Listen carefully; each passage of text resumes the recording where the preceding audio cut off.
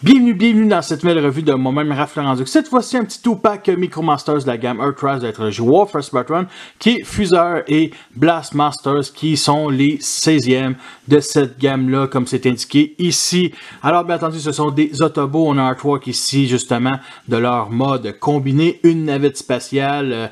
Ça fait quoi, je pense, la 3e dans cette gamme-là, en comprenant Skylynx et, bien entendu, Astrotrain, qui est une réédition de la gamme Siege. Et justement, sur l'artwork, ils montrent justement qu'ils sont dans l'espace avec une couleur bleue et verte. Et peut-être un peu ici un début d'explosion. Bref, Michael Bay est pas loin dans l'espace. Ça pourrait être une navette du film Armageddon, mais ça ne l'est pas pantoute. Ça a été malade, sérieux. Là, un beau clin d'œil à Michael Bay. Là. Ça a été fou. Orlando, il montre les deux modes, le nombre d'étapes, et il peut être déployé à partir d'Iron Rocks, comme c'est montré sur cette photo-là. Je crois que j'en ai pas parlé dans les autres revues Micromasters. Il nous donne ici, justement, une petite partie pour compléter la carte galactique. Justement, il faut acheter toutes les figurines non exclusives, genre vraiment toutes les figurines de la gamme, mais pas dans les exclusifs, pour compléter la carte. Ce que je ne ferai pas, fait que je vais sûrement mettre ça aux poubelles. Pour les plus honnêtes d'entre vous, à l'époque de Joanne, ils se vendaient avec deux autres Micromasters Combiner, fait qu'on avait des packs de 6, et justement, les véhicules pouvaient se séparer en deux. On a ça encore ici. Fait qu'on pouvait faire des mix assez bizarres comme mettons le devant d'une navette avec un arrière d'un camion.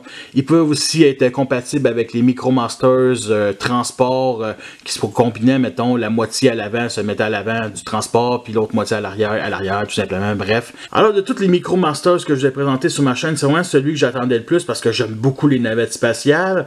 Alors, pour ce qui est des points négatifs, le noir qui est peint, il y a des petites taches ici, admettons, il est un peu mal appliqué, ça va être réglé après la revue. Mais surtout, l'énorme point négatif, c'est le fait que la navette est curvée. Ok, elle n'est pas vraiment droite, c'est vraiment un peu ridicule. Pourtant, tout est bien mis, mais non, c'est juste assez spécial, j'aime vraiment pas ça. Puis de cette position-là, ça passe quand même assez bien, c'est vraiment sur le côté que, c'est un peu laid. Alors pour ce qui est des couleurs, bien entendu, tout le noir que vous voyez ici est peint, même le NASA ici à l'arrière. Le blanc que vous voyez est aucunement peint, à part ici sur les ailes, on voit quand même la différence de ton. Et bien entendu, il y a de la peinture bleue pour justement les hublots. Et c'est pas mal tout. Bon, il y a du bleu foncé à l'arrière qui est pas peint, mais c'est surtout pour le mode robot. Et comme vous pouvez remarquer, il n'y a aucun symbole de faction. À l'arrière, on a des trous de 5 mm justement dans les réacteurs pour mettre des effets laser. Ici. Alors, malheureusement, c'est dommage que la navette est trop petite parce que ça serait peut-être fun d'en avoir un troisième ici. Ici, c'est trop petit, mais ici, c'est pas, admettons, un réacteur, ça aurait pu être juste un PEG 3 mm, là, ça aurait pu faire la job. En comparaison avec DirectKit et Power Punch de la gamme Siege qui va être édité pour Earthrise, qui sont deux Micromasters qui sont un genre de véhicule militaire. La longueur, ça fit, mais je dirais que la navette est un peu plus massive, là. Tu sais, surtout les ailes, là, mais avec ici justement l'aileron, comme ça y a un peu plus de plastique dans la navette que le véhicule militaire. En comparaison avec toutes les autres Micromasters de la faction Autobot, que ce soit la gamme Siege ou Earthrise. Avec des minicons, dont un qui est au-dessus de l'autre, ils l'utilisent comme transport. Ces trois-là viennent d'Armada, fait que ça fait super bien avec la navette. Et Blastmasters, celui qui forme l'arrière de la navette, a sorti justement en tant que Target Masters de Cosmos Generation, ici. Avec Iron Rocks, le seul modulateur que j'ai dans ma collection. Alors on peut venir descendre ici un PEG 5 mm et l'installer justement sur la grue d'Iron Rocks pour faire une genre de base de lancement. Alors, c'est montré différemment, justement, sur la boîte, mais vous avez compris le concept. On peut rentrer ici la poignée et déployer celle à l'avant. Et on peut venir l'installer sur Stratosphere de la gamme Age of Fallen. Alors, pourquoi je fais ça? Tout simplement parce qu'à l'époque, Stratosphere il était supposé nous vendre avec une petite navette qui se transformait en fusil. Et surtout que le fait que ça existe dans la vraie vie de voir des Boeing qui transportent des navettes de pays en pays. Mais sans que les années 80, il y a eu ça. Mais il y a eu ça aussi dans le film Moonraker, le fameux James Bond. Au début du film, on voit la navette partir au-dessus du jet. Fait que c'est vraiment cool. Je rends hommage maintenant à Stratosphere 11 ans après sa sortie. Tout comme les autres Micromasters, il existe un mode arme, mais c'est pas officiel de la part d'Hasbro, c'est rien indiqué justement dans la notice ni sur la boîte. Mais bon, tout le monde a décidé de le faire pareil, fait qu'on fait juste lever ici les ailes. L'aileron ici, on fait juste le placer droit comme une vis, tout simplement. On peut le mettre sur un Deluxe comme Iron Rocks. Par contre, on se mentira pas, c'est beaucoup trop gros. Mais bon, on peut le faire pareil. Ce que j'aime, c'est qu'on a deux choix ici de peg 5 mètres. Un qui est à l'avant et l'autre à l'arrière. Dans un épisode de G1, Wheeljack à un moment donné avait un lance-roquette. Fait qu'on peut s'imaginer avec justement cette navette-là. Ici. Fait que c'est assez nice. Et on peut rajouter justement d'autres effets laser. Ici, admettons ceux de justement Wrong, de la même gamme. Fait que, ouais. C'est trop gros pour un Deluxe, mais bon, il y avait quand même un gros lance-roquette Wheeljack dans l'épisode de G1. Là, fait que ça passe quand même assez bien. Et le voici sur un classe voyageur Grapple qui fit beaucoup plus, on se mentira pas. Alors Grapple, je pense qu'on peut faire qui tient avec les deux poignées. Tout simplement, fait que juste pivoter de même. On va le tenir en dessous.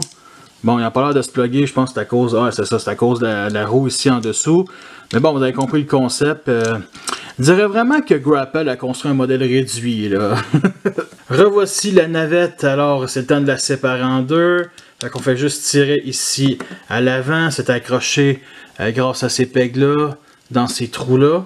Son nom, c'est Fusaire. Il y a des pegs ici, 3 mm pour mettre des effets laser.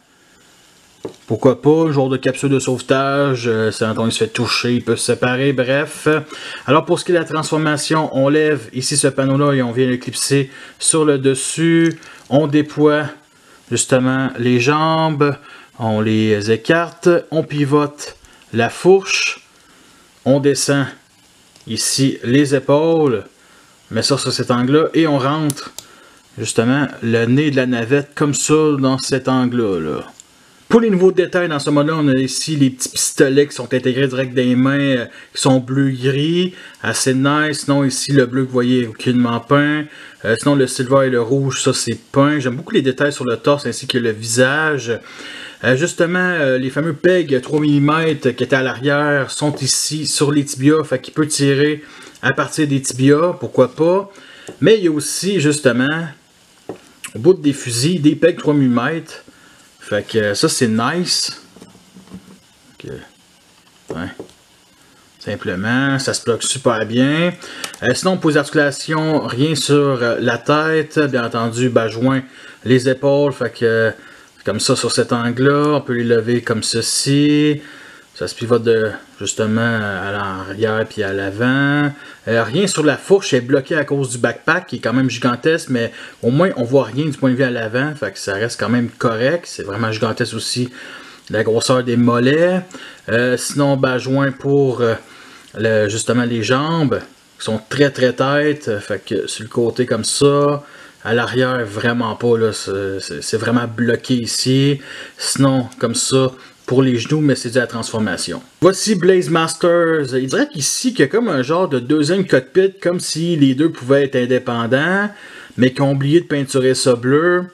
En tout cas, c'est pas grave. Alors, pour ce qui est de la transformation, on vient déployer ici, justement, les ailes. On vient d'éclipser les bras, simplement. Ensuite, on lève ici ce peg-là.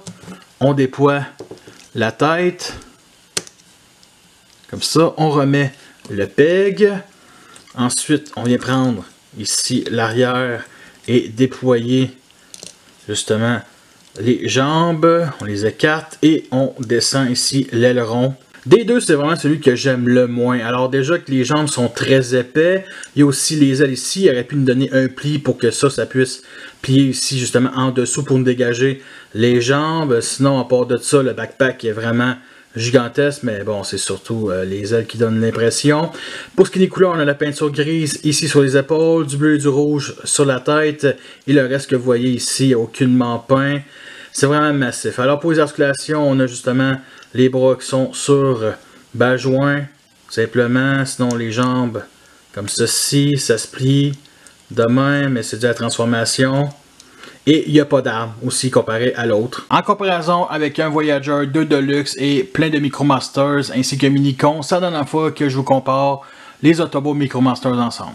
Voici le genre de pause qu'on peut faire. Nous sommes rendus à la fin de cette revue. J'espère que vous l'appréciez. Vous avez les pour et les contre. Alors, je vous recommande vraiment ce set-là. Justement, je l'ai pogné au Walmart avec une équivalence des prix grâce aux flyers de Toys R Us. Il liquidait les sièges. C'est pas siège, mais bon, la caissière n'a pas vu ça. Justement, je l'ai pogné au coût de 5$. Son prix initial, c'est 13$. Ça vaut pas 13$. Par contre, 5$, c'est un excellent prix. J'ai aussi pris la Racetrack Patrol qui va sûrement arriver en revue d'ici quelques semaines. Fait que justement, comme d'habitude, ma galerie photo sur Facebook. Le lien va être en dessous dans la description comme d'habitude. Quelques fan mods. Vous voulez tous m'encourager. Vous savez déjà tous quoi faire. Fait que merci à tous d'avoir écouté cette revue-là. Fait que sur ça, je vous laisse et à la prochaine.